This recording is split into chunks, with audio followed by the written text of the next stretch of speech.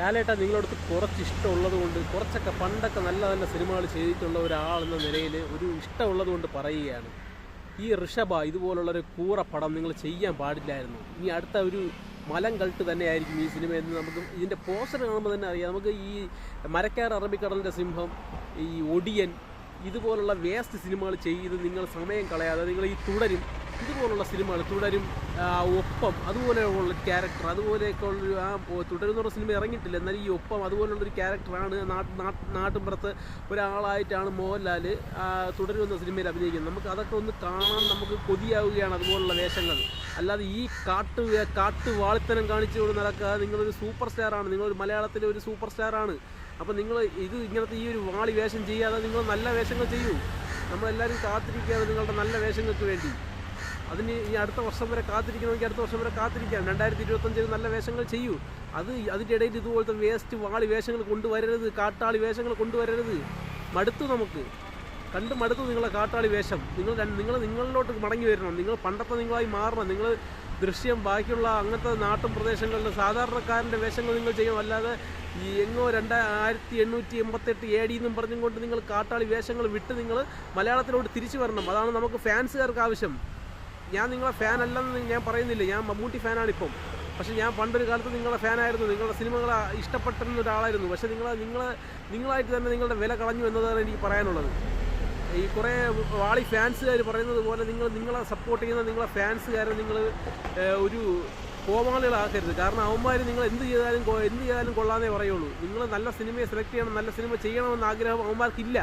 അവന്മാർ നിങ്ങൾ ഏത് സിനിമ സെലക്ട് ചെയ്താലും അടിപൊളി സിനിമ. ഇപ്പോൾ ബറോസ് കണ്ടിട്ട് അവന്മാർ പറയുന്നത് കിടുന്ന സിനിമയാണ്, നല്ല മേക്കിംഗ് ആണ്, നല്ല 3D ആണെന്നൊക്കെയാണ്. കൊള്ളൂലെങ്കിൽ കൊള്ളൂലെന്ന് പറഞ്ഞ് മനസ്സിലാക്കണോടെ, അല്ലെങ്കിൽ കൊള്ളൂന്ന് പറഞ്ഞ് വിമർശിക്കണോടെ. അല്ലെങ്കിൽ ഇതുപോലുള്ള കംപ്ലീറ്റ് ആക്ടർ എന്ന് പറഞ്ഞ് നടക്കാനേ പറ്റുള്ളൂ, അല്ലാതെ നല്ല സിനിമകൾ ഉണ്ടാക്കാൻ പറ്റില്ല. ഇത് നിങ്ങൾക്കൊക്കെ പറയണമെന്നുണ്ടായിരുന്നു, അതുകൊണ്ട് മാത്രമാണ് പറയുന്നത്. നിങ്ങൾക്ക് പറഞ്ഞിട്ട് കാര്യമില്ല. ഇതൊന്നും നിങ്ങൾക്ക് തലയിൽ കയറുമെന്നാണ് എനിക്ക് തോന്നുന്നത്. നിങ്ങളുടെ കൂടെ ഉള്ള ആൾക്കാർ ശരിയല്ല, അതുകൊണ്ടാണ് നിങ്ങൾ ഇങ്ങനത്തെ പടങ്ങളൊക്കെ ചെയ്യുന്നതെന്നാണ് പൊതുവെയുള്ള പറച്ചിൽ.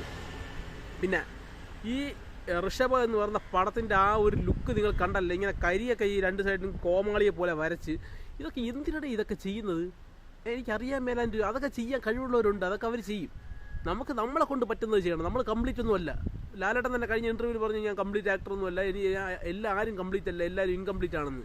പിന്നെ ഇതൊക്കെ വിളിക്കുന്നതേ ഉള്ളൂ എന്ന് ലാലേട്ടൻ തന്നെ പറഞ്ഞു. പക്ഷേ അപ്പോൾ നമുക്ക് പറ്റാത്ത കാര്യങ്ങൾ നമ്മൾ ചെയ്യാൻ പോകരുത്. ഇതുപോലത്തെ ഹിസ്റ്റോറിക്കൽ വേഷങ്ങളൊക്കെ ചെയ്യാൻ വേറെ ആൾക്കാരുണ്ട്, അവരത് ചെയ്തോളും. നമുക്ക് പറ്റില്ലെങ്കിൽ വേണ്ട.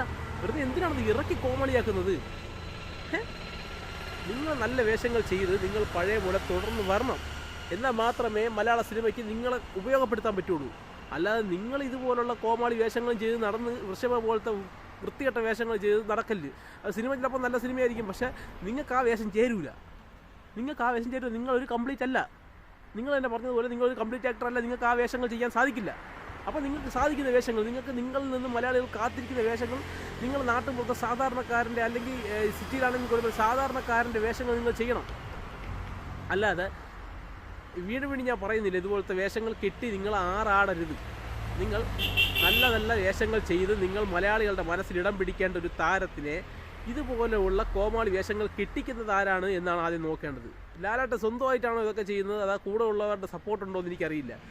നിങ്ങളെങ്കിലും ഫാൻസുകാരെങ്കിലും ഇതിനെ വിമർശിച്ചില്ലെങ്കിൽ പുള്ളി ഇനിയും ഇത് തന്നെ തുടരും എന്നാണ് എനിക്ക് പറയാനുള്ളത്. അപ്പം നിങ്ങൾ വിമർശിക്കാനവർ വിമർശിക്കാതിരുന്ന് കഴിഞ്ഞ് എല്ലാം സപ്പോർട്ട് ചെയ്തുകൊണ്ടിരുന്ന് കഴിഞ്ഞാൽ ആരും നന്നാവൂല. വീണ്ടും നമുക്ക് ഇതുപോലുള്ള കോമാളി ലാലേട്ടനെ കിട്ടുള്ളൂ. നല്ല ലാലേട്ടനെ വേണമെങ്കിൽ നമ്മൾ പുള്ളിയെ വിമർശിച്ചാൽ മാത്രമേ പുള്ളി നല്ലത് സെലക്ട് ചെയ്യുള്ളൂ. ഇപ്പം 2025 കുറേ നല്ല സിനിമകൾ സെലക്ട് ചെയ്തതിൻ്റെ ഇടയിലാണ് ഈ വാളിപ്പടം സെലക്ട് ചെയ്തത്. ഈ വാളിപ്പടം ഉറപ്പായും ചെയ്യാതിരിക്കണമെന്ന് എനിക്ക് പറഞ്ഞു. ചെയ്തിപ്പം ഏകദേശം കംപ്ലീറ്റ് ആവാറായും തോന്നുന്നു. അപ്പം ഇത് ചെയ്യാതിരുന്നാൽ അത്രയും നല്ലത്. ലാലേട്ടൻ ഇത് ചെയ്യരുതെന്നാണ് എനിക്ക് പറയാനുള്ളത്.